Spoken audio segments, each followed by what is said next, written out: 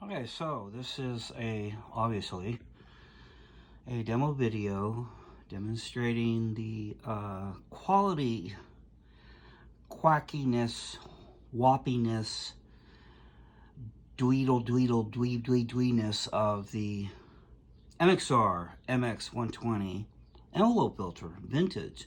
Now this one is a later production.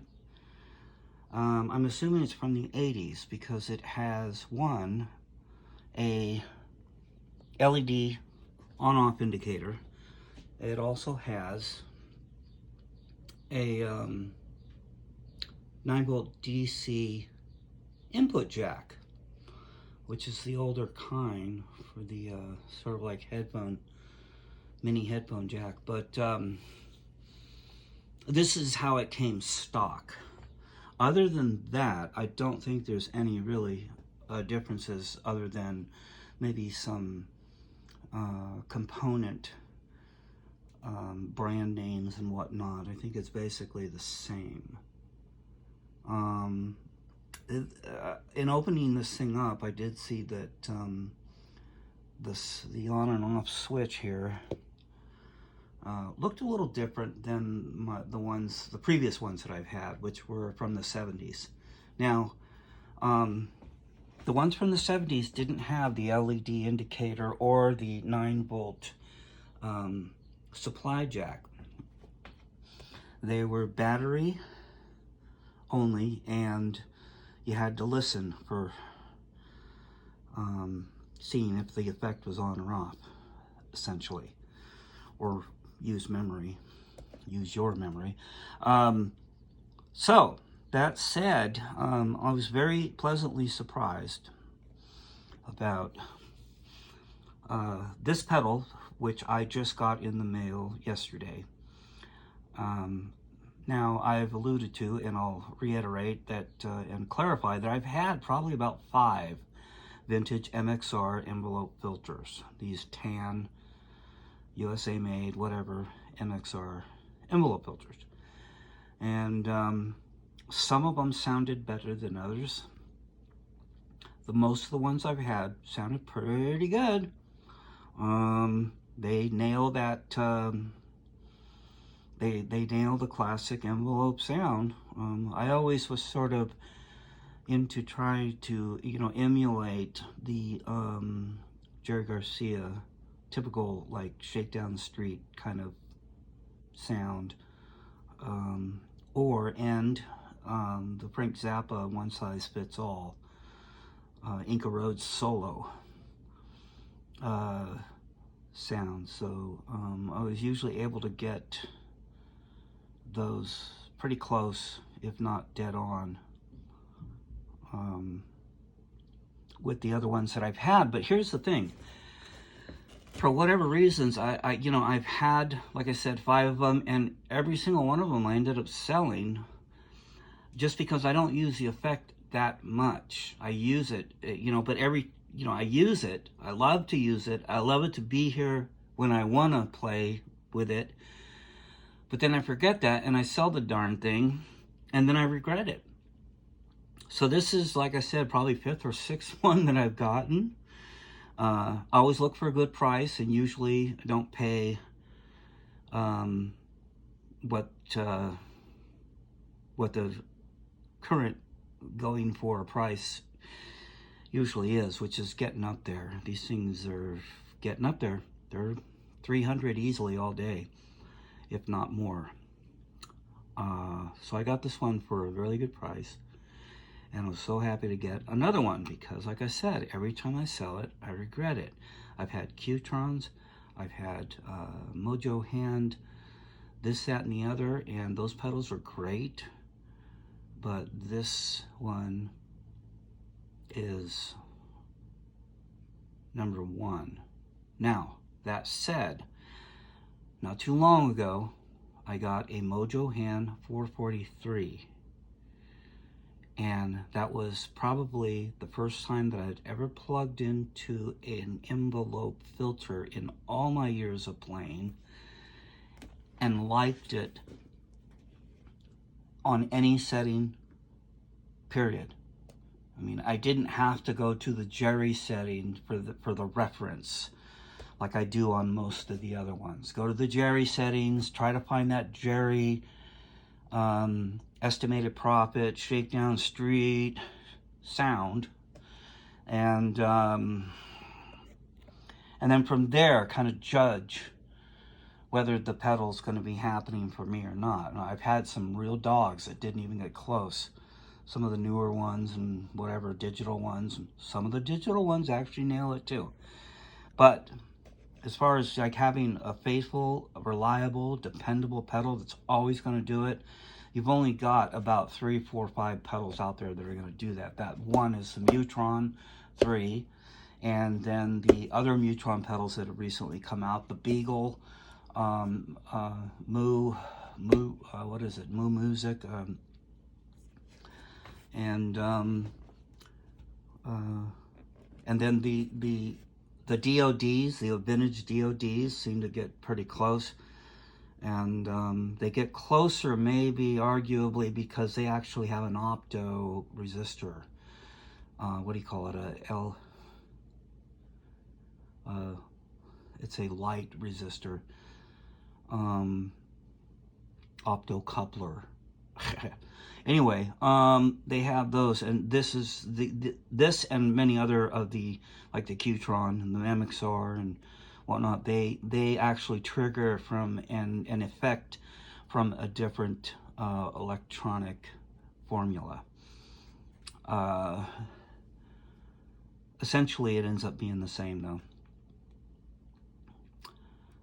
So anyway. What else did I want to say about this? Oh, well, here it goes again. I'm going to list this on Reverb or maybe eBay, I don't know. And I'm just going to let it sit there, and I'm going to ask the going price for it. And the reason is that I've become accustomed to this cycle, this insane cycle of getting it, treasuring it, and then deciding to sell it. Yeah, that's a good idea. Let's sell this treasure that I missed so much, and then miss it again, and then try to find another one. No, actually, the reason is because the pedal that I really, really think is my favorite is the Mojo Hand Analog Filter 443. I've tried the 442 and it's not bad, but it isn't what I'm looking for. The 443 is so alive and vibrant and exciting because, truth be told, to go off on a side track here a little bit, a lot of envelope filters can sound great. They have the great vowels and all the right sounds, but sometimes they sound a little dusty, a little sort of little dull. There's a dullness. There isn't this bright. I'm not talking about the speaker spike sound that most of them that are, will do. Most of the analog ones will do, which is not a pleasant sound at all. Especially if you have JBLs and you're going through Macintosh 2400 power amps. Hello. Anyway, but this one too, there's something with the underlying tone of the entire sweep, the trigger, the envelope, much like all the other ones, it's just a tad on the dull side, and I can't explain that. I'm sure pedal builders know what I'm talking about. Anyway, Mojo Hand Analog Filter 443 doesn't do this. It's exciting, it's bright in a good way, not in an ear-piercing speaker over dilated way.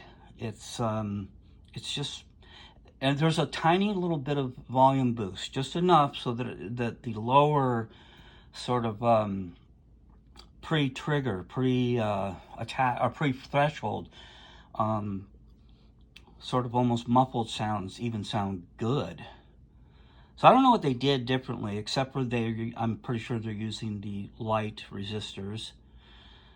But that's the pedal that the most that I regret selling. And I sold it this year pretty early on, and I needed money, so I sold a bunch of pedals at once. And I was able to meet those financial crisis, and everything was hunky-dory. But then I looked around and realized I didn't have any envelope filters, and panic struck me again. I know you know what I'm talking about. So, with that said, now I'm going to demonstrate the versatility and the greatness of this MXR envelope filter. I'm going to use a looper, which is this, because I can't hold the camera and play at the same time. So I went ahead and recorded a loop of just noodling, mostly the lead playing with some rhythm skanks in there. And I'm gonna demonstrate it using boost. I'm gonna demonstrate it using overdrive. Sorry, that's upside down, but the power supply thing got in the way of that. So I'm gonna with various overdrives. I probably won't play it through the hell event, but that might be fun. I'm definitely gonna also demonstrate with the MXR Dynacomp, which I've discovered, never heard of this before. I've discovered a really cool thing that you can do with this pedal in combination with the volume control on the guitar and the envelope filter to get a boost and to still be able to get the envelope trigger. And this is another one I'll probably demonstrate in combination with this. So, with no further ado, why don't I go ahead and just play you some natural tone here.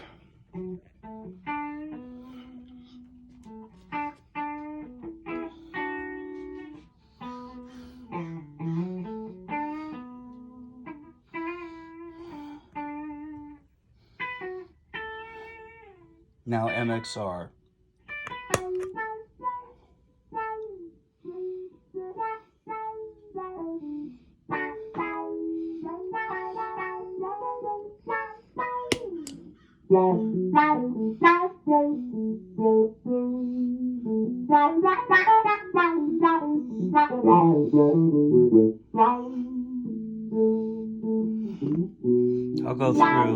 I'll go through the range of controls here.